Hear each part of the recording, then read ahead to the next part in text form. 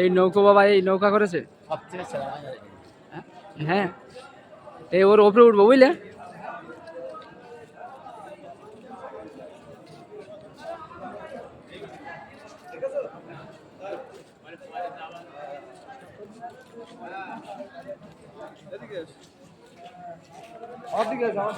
ভিতরে মসজিদে ঢুকে চলে।